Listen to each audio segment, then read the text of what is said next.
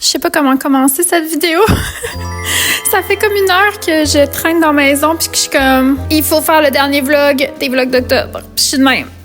OK, on dirait qu'il faudrait que ce soit la grosse affaire, le théâtre, l'équipe de cinéma et la réalité, c'est que je vous accueille dans ma maison qui est tellement à l'envers et comme...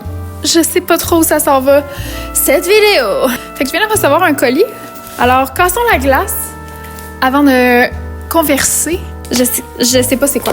Je sais pas c'est quoi. J'ai pas rien commandé. En fait, j'ai commandé quelque chose chez Green Jungle, mais c'est pas ça parce que ça rentre pas là-dedans. Alors, ça doit être du PR. Mais qu'est-ce que c'est? OK, c'est Green Jungle. Mais c'est pas ce que j'ai... C'est Green Jungle. Ça doit être un produit qui rentre dans leur collection. Des fois, ils m'envoient des trucs des nouvelles compagnies. Ça a l'air d'être un sérum. Ouh! Ah! Oh! Excusez. C'est donc bien le fun, ça. C'est un Growth Serum de Under Luna. Ça sent tellement bon.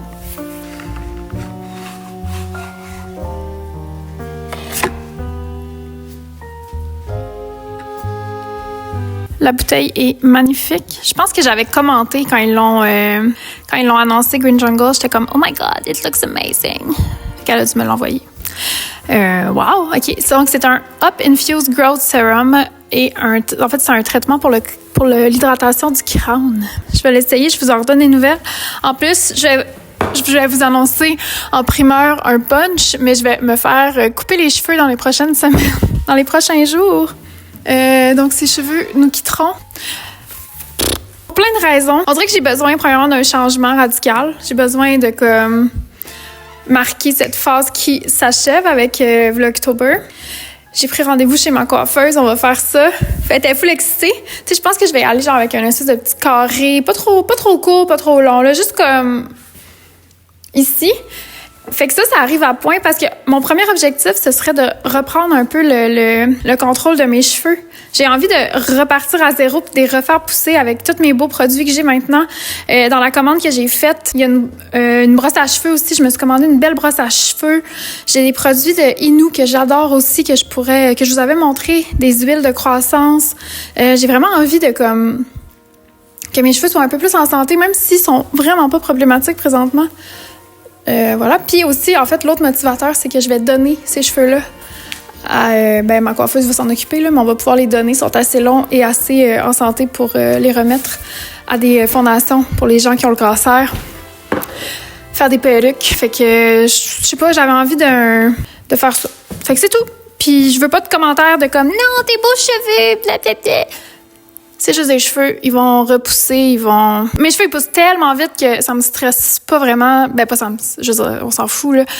Mais je le sais qu'ils vont redevenir bien beaux, bien vite.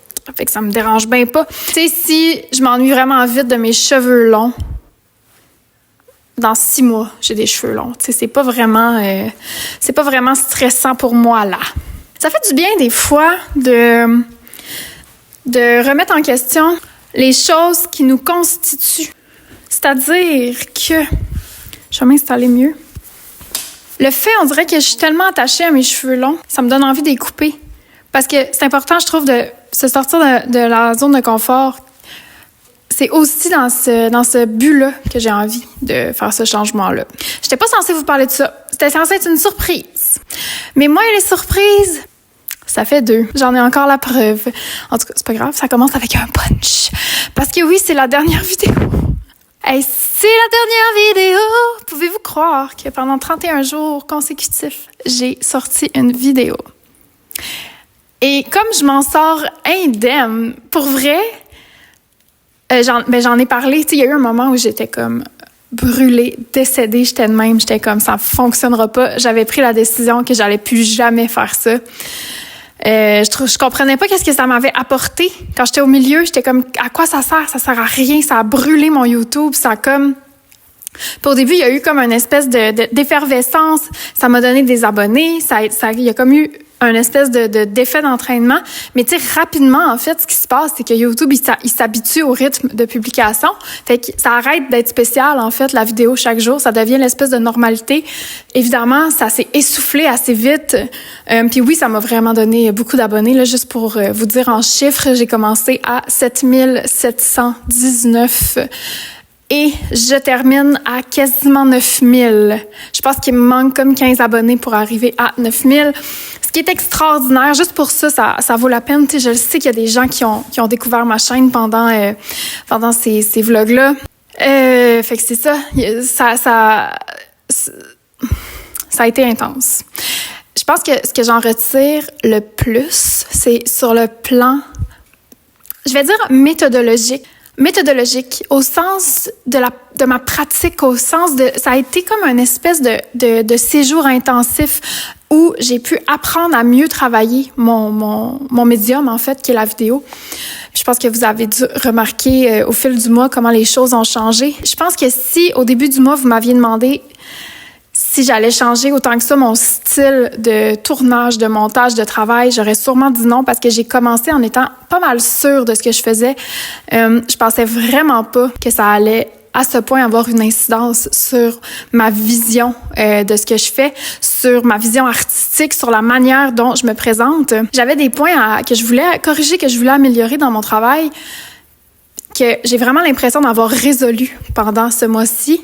Puis évidemment, c'est une très longue aventure, puis je considère vraiment pas que je suis arrivée au bout de ce que j'ai à faire ici sur YouTube, mais je suis vraiment contente parce que j'ai senti que j'ai comme monté un échelon dans le côté pratique. J'ai appris à faire mon montage de manière plus efficace. J'ai vraiment appris à mieux travailler. Il y a pas de meilleure manière de le dire. J'ai appris à travailler, en fait, sans me brûler, parce que moi, je fonctionne j'ai tout le temps été comme ça. Je fonctionne sur de très haut niveau d'adrénaline. Je fonctionne super bien quand j'ai beaucoup de pression, quand, tu sais, je suis une musicienne classique. J'ai comme été élevée dans des zones de stress extrême d'un point de vue artistique, on s'entend. Puis quand j'ai commencé à travailler pour les Vlogtober, j'ai ressenti un high vraiment fort de ce type-là, de comme un instant. Ça me manquait, cette adrénaline de comme la machine à décolle puis elle arrête pas. Sauf que c'est prévisible, évidemment, ça se maintient pas, ces rythmes-là. Tu sais, j'essaie toujours de voir qu'est-ce que je peux apprendre de cet épuisement-là, qu'est-ce que je peux apprendre de ce moment de faiblesse-là, si on veut. Parce que je veux continuer de faire ça. Je peux pas me brûler puis je suis vraiment consciente de ça. Fait que j'étais comme, qu'est-ce que je peux retenir de ça, de mon manque d'adrénaline, mais comment je peux l'inscrire dans une méthode de travail qui va être logique, cohérente. Puis je me suis rendu compte que je m'ennuyais d'avoir un horaire très 9 à 5, en fait. C'est drôle parce que, tu sais, à quelque part avec YouTube, je pensais fuir ça. Puis finalement, j'y retourne très naturellement à cet horaire-là que je m'inflige moi-même, tu sais. Ça crée comme une espèce de discipline que j'ai assez naturellement. Je suis quand même disciplinée de ma personne de base. Mais en fait, je me suis rendu compte que j'étais sur un high functioning burnout. Comme, je suis quelqu'un qui peut s'épuiser, puis plus je suis épuisée, plus on dirait que je suis capable de me traîner dans la boîte. C'est ça qui est comme contre-productif finalement, parce que je peux vraiment me rendre loin avant d'arrêter. Puis souvent, ce qui se passe, c'est que je shut down, tu sais, puis je pensais vraiment me rendre là. En fait, j'étais prête à tomber malade le 1er novembre puis à être alitée pendant 2 semaines. Sauf que je suis tellement contente de finir le mois en si bonne santé. Je vous ai demandé si vous aviez des questions, fait que je vais un peu répondre à ça. Ça va me permettre de revenir sur l'expérience de manière plus générale aussi.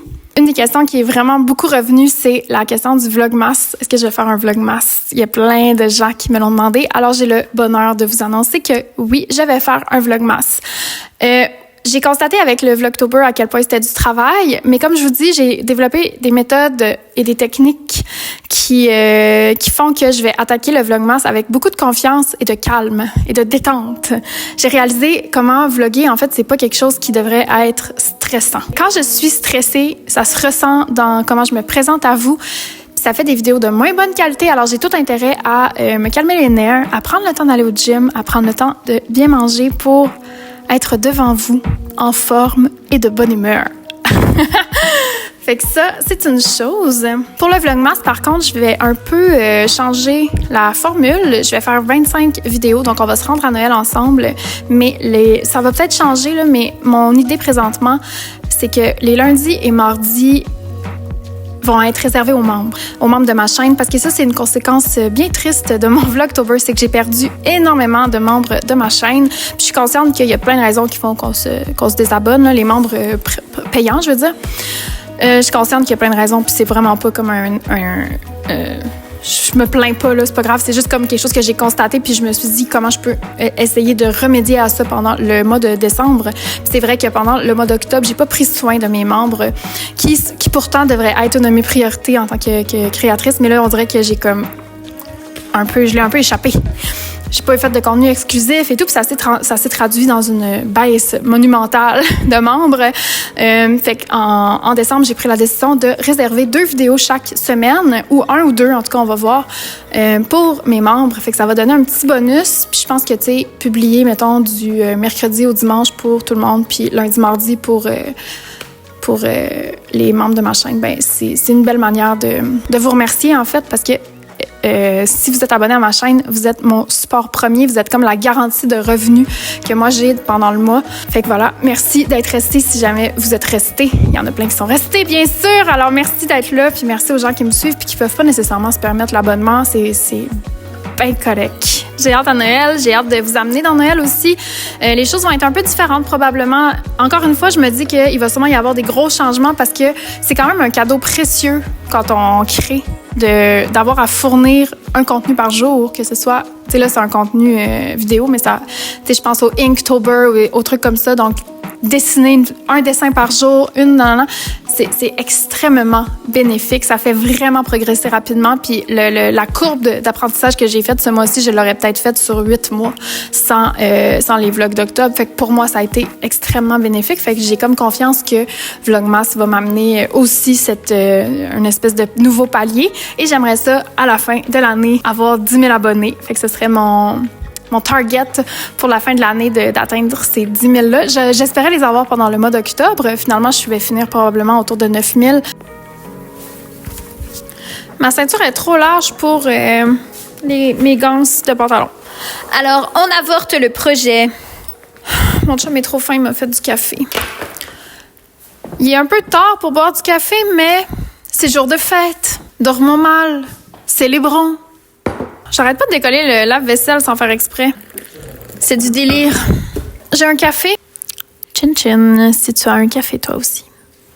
Je voulais profiter de la dernière vidéo pour comme boucler la boucle des projets que j'ai commencé pendant le mois. J'ai tricoté le chandail brun. J'ai détricoté le back yoke sweater, qui était quand même rendu avancé en plus, là. J'avoue que j'y pense souvent, puis je suis comme, c'est vraiment dommage. En tout cas, lui, il a été éclairé. Après ça, j'ai commencé le chandail gris pour Alexandre que j'ai détricoté, retricoté, redétricoté, recommencé. Et finalement, je suis en train de tricoter la 2e manche. Je vais vous le montrer. Je reviens. Voici tout le monde. J'ai fini par opter pour une nouvelle construction que j'ai jamais essayée. Donc, j'ai un petit stress de si ça va fonctionner ou pas. Fait que là, vous avez la manche. Vous voyez, c'est comme un mélange entre un raglan puis un drop shoulder. Pourquoi je suis allée vers un raglan? C'est parce que c'est vraiment une forme, une coupe de chandail que j'aime, mais que je trouve super difficile à faire. Je trouve que ça tombe toujours mal. Puis je me suis rendu compte qu'un raglan, c'est vraiment pas faite pour être oversize. Ce que je veux dire par là, c'est que quand on a trop de volume sur le chandail puis qu'on arrive avec le raglan dans ce volume-là, ça disproportionne les manches puis ça fait des chandails qui vont comme être trop serrés sur le corps, en fait, parce qu'on devient un peu de même, un peu pingouin. Fait que je vais explorer le raglan dans toute sa finesse et sa complexité. Là, j'ai essayé de faire un raglan qui est un peu spécial dans la mesure où il est un petit peu plus large, donc il est pas ici, là, il est vraiment comme près de l'épaule, moins dans un angle prononcé et qui se termine rapidement, dans le sens que j'ai terminé avec une genre de patch sur l'épaule. Je vais vous prendre un insert sur Alex s'il accepte. qui vient comme un peu empêcher l'effet que je voulais éviter. J'ai de la misère à vous en parler parce que c'est comme vraiment pas clair, même dans ma tête. Puis je pense que je me fie vraiment beaucoup à mon intuition présentement, puis peut-être que je dis n'importe quoi, puis que quand je vais avoir fini le chandail, je vais être genre « Oh wow, ça marche pas, il faut tout que je détricote ». C'est une possibilité, mais écoutez, je m'en fous. Moi, là, j'en ai vu d'autres. Ça me dérange pas. Si je le tricote au complet puis que ça marche pas, parce que ma vision marche pas, ça sera ça. Mais j'ai comme confiance, j'adore le rendu de la laine, je le répète encore, c'est la... c'est quoi son nom déjà? La West Yorkshire Spinners Fleece. Donc celle-là, 100% British Wool que je tricote présentement sur des 4 mm et j'ai même pas pris mon échantillon. Comme je vous dis, moi, je me fie à si ça fait ou pas sur Alex. Je vais prendre mon échantillon, par contre, quand ça va être le temps de commencer le corps du chandail. Évidemment, je vais vous revenir. Là, on va continuer d'en parler de ce projet-là dans les prochaines vidéos au mois de novembre. Sinon, j'ai pas fini les bas orange encore, les bas d'Halloween que j'avais commencé. Faudrait que j'enchaîne. Faudrait vraiment que je m'y mette. Je suis... Dans les derniers jours, j'avais pas trop la tête au tricot. Je sais pas, ça me tente semi. J'aurais besoin d'un truc vraiment comme que j'ai pas besoin de réfléchir, mais là, j'en ai pas. Fait que c'est ça. J'ai moins le réflexe de prendre mon tricot. On va faire une vidéo ensemble dans les prochaines semaines de planification tricot pour l'hiver. Parce que j'ai plein d'idées, mais là, j'ai besoin de trouver des patrons puis de trouver comme quel projet je vais faire. Je veux me faire des mitaines, je veux faire des trucs, des tucs, des choses pour aller courir dehors aussi. En tout cas, j'ai plein de projets. J'ai juste besoin d'orientation et de clarifier mes idées. Puis quand je fais des vidéos, on dirait que ça m'aide à comme...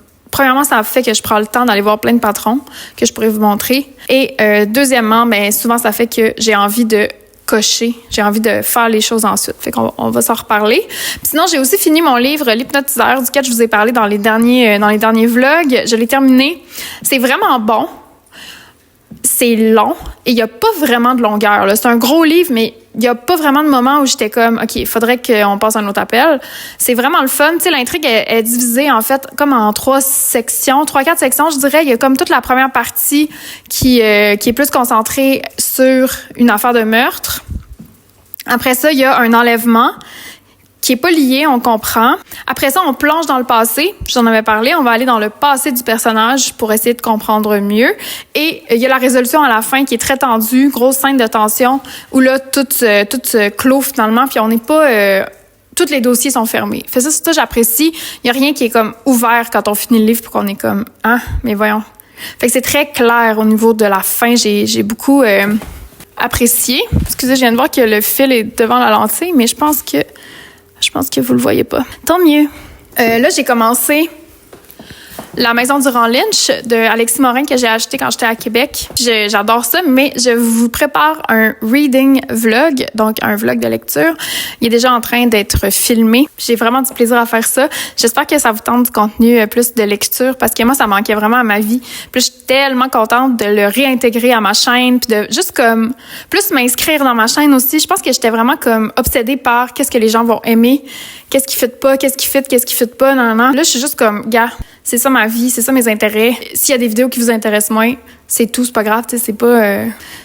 on s'en fout un peu. Fait que ça, je suis bien contente. Le vlog, il devrait sortir quand je vais avoir terminé le livre. Quelqu'un a demandé si on voulait encore des poules et des chiens. La réponse est mitigée. Oui et non, je dirais. On s'est comme rendu compte qu'un chien... on le savait, là, mais on s'est rendu compte de l'impact que ça allait avoir dans notre vie d'adopter un chien. Fait que ça a un peu mis des freins sur le projet. Je pense qu'on attend d'être un peu plus établi avant de se lancer dans une adoption aussi intense. Puis à chaque fois que je parle de ça, on m'envoie 1 milliard de ressources et de conseils et de... Non. Fait j'en parle plus vraiment à cause de ça. Je pense pas que c'est un processus que je vais documenter. Ça crée trop d'opinions non sollicitées et de controverses non sollicitées. Parce que évidemment, je fais mes recherches comme... Je sais pas pourquoi les gens agissent comme si on allait juste comme adopter le premier chien venu et pas s'en occuper. On dirait que c'est ça que les gens prennent pour acquis automatiquement. Fait que ça m'expose tout le temps à des commentaires vraiment désagréables. En tout cas, fait que j'évite le sujet, honnêtement. Les mêmes choses pour les poules, tout ce qui concerne les animaux, on n'est pas là. Peut-être un jour. On aimerait ça. T'sais, on aimerait ça comme symboliquement. On aimerait ça. Je pense que on rêve à ça parce que ça va vouloir dire qu'on est à une place dans notre vie qui va nous permettre d'avoir ça. Puis tu sais, moi puis Alex, on est vraiment des gens qui adorons les animaux profondément de tout notre cœur. Donc, on est absolument conscient que si on fait entrer des animaux dans notre vie, c'est pour s'en occuper en mode, c'est nos enfants. C'est comme nos chats, c'est nos enfants. On les laisse même pas 24 heures tout seuls. Ça va être la même chose quand on va avoir d'autres animaux. Fait que on est juste pas prêts.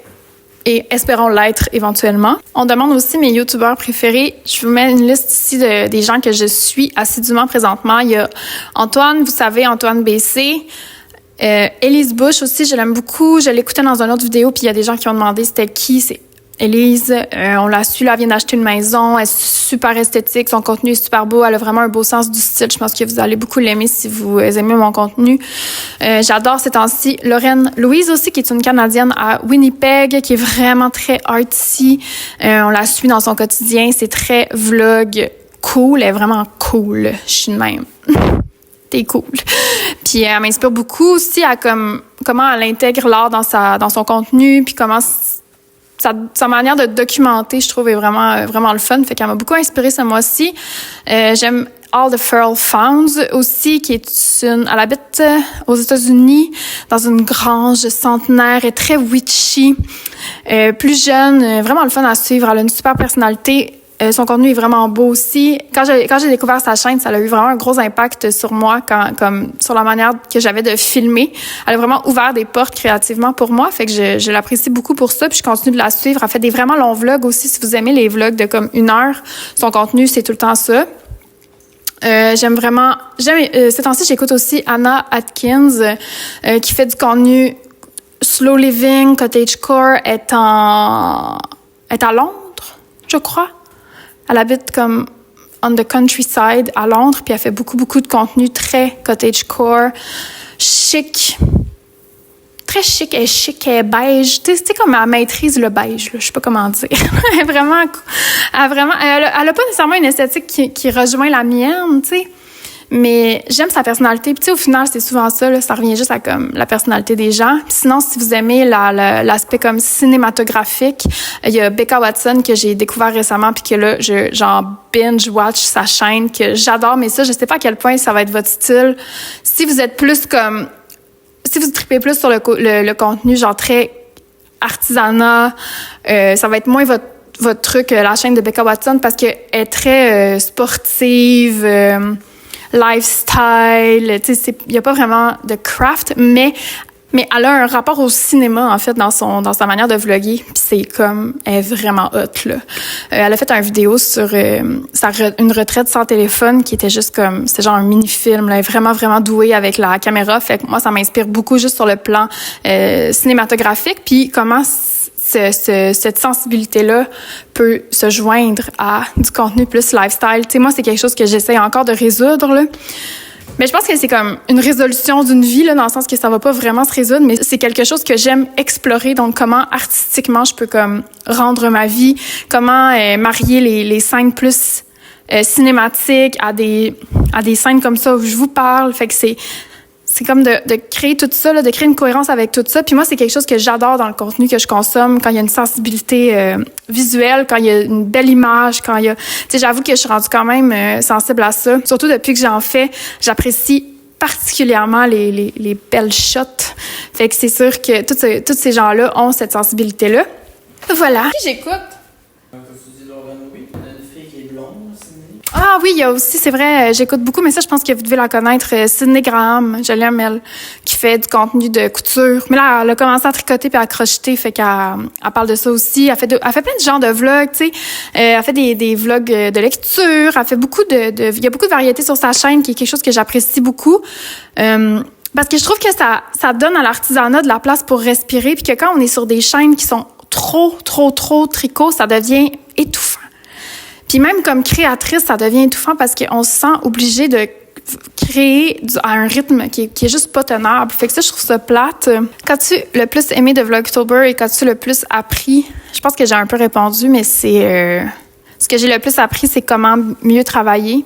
Ce que j'ai le plus aimé, c'est que ça m'a permis un peu de désacraliser mon rapport à ma chaîne YouTube. Ça m'a permis de me réapproprier mon contenu. Là, j'ai envie de poster plein d'affaires. J'ai comme envie de plus partager aussi. Ça m'a permis de tracer des lignes sur ce que je veux faire puis de clarifier ma proposition. À quel rythme souhaites-tu publier maintenant que Vlogtober est terminé?